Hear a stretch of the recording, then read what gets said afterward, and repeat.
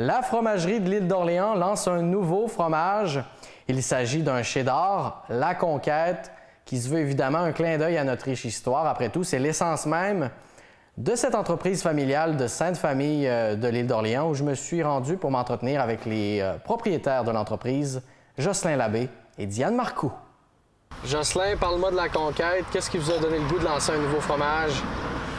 L'objectif du fromage de l'île d'Orléans, c'est de faire revivre des pages d'histoire. On a commencé en mettant en vedette notre paillasson, le premier fromage fait en Amérique, qui date de 1635.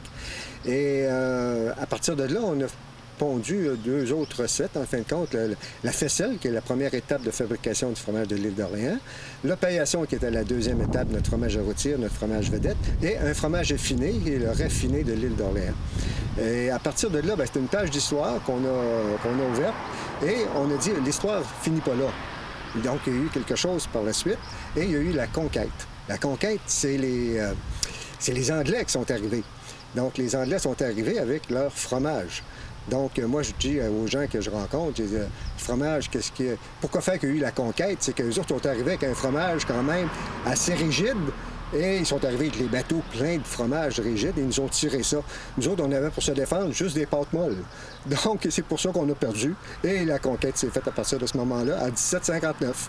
Donc, pour nous autres, c'est important de faire revivre une autre page d'histoire et de mettre aussi en vedette, en valeur, notre patrimoine sur l'île d'Orléans. C'est pour ça que dans la présentation de notre étiquette, on retrouve en arrière-plan le manoir Mauvitte-Genet. Donc, quand j'étais petit, j'avais visité le manoir Mauvitte-Genet. C'était M. Pouliot qui était là.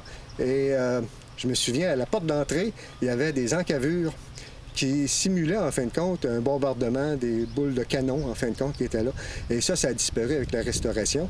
On nous a dit que c'était le juge Pouliot qui avait mis ça juste pour détourner peut-être l'attention, ou porter plutôt de l'attention sur la conquête, justement. Et on est fiers de mettre en valeur, en fin de compte, ce patrimoine-là sur l'île d'Orléans. Et il y en a bien d'autres aussi. Ce fromage-là, c'est un cheddar. Vous avez commencé à le vendre?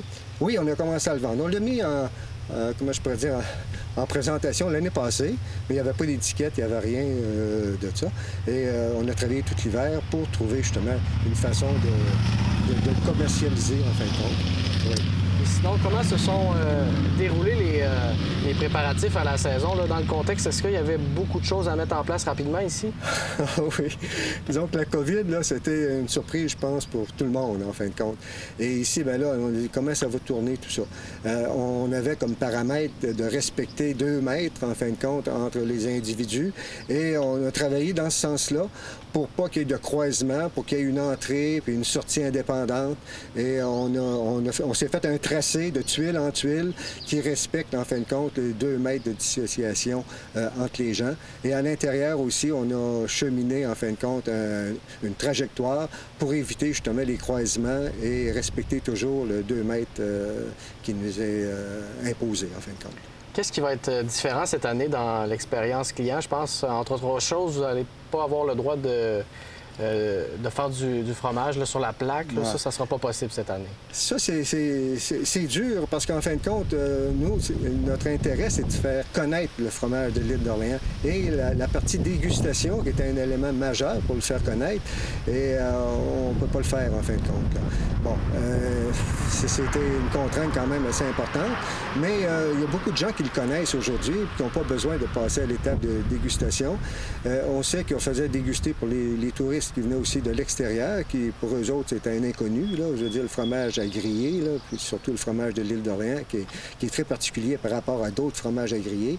Et pour nous autres, c'était majeur en fait compte cette étape-là, mais comme je vous dis, ben là, c'est un tourisme plus local et c'est des gens qui le connaissent déjà et qui affectionne ce fromage-là. Donc, les éléments à découvrir là, pour la saison estivale, bien, il y a le fromage de la Conquête, puis il y a aussi, vous me disiez tout à l'heure, un fromage glacé.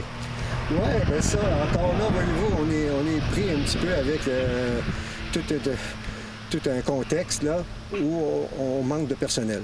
Bon, on avait du personnel au début, des gens qui se sont intéressés à venir travailler ici. Et quand le PCU est arrivé, on a perdu notre monde. Bon, ils ont fait des choix. Bon, Ça nous a affecté énormément, ce qui fait que la partie où notre fromage glacé qu'on a développé ici, on ne peut pas le vendre parce qu'on n'a pas de personnel actuellement. Fait que c'est une partie un peu triste de la situation parce que c'est quand même un produit original qu'on mettait en valeur ici à la fromagerie. Donc, à l'heure actuelle, les défis sont importants. Allez-vous être quand même en mesure d'ouvrir sur une base quotidienne là, prochainement? Oui, actuellement, l'horaire est du jeudi au dimanche inclusivement. Et on espère que ça va bien répondre. Mais je pense que ça répond très bien actuellement.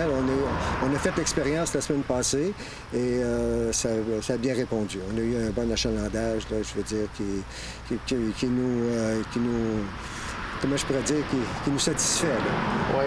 Comment vous voyez ça, justement, la période estivale? Pensez-vous que les visiteurs du Québec vont quand même être au rendez-vous? Je pense que l'île d'Orléans a une réputation et il y a quelque chose sur l'île d'Orléans qu'on ne rencontre pas ailleurs. Bon, l'accueil, hein? La devise de l'île, c'est « J'accueille et je nourris ».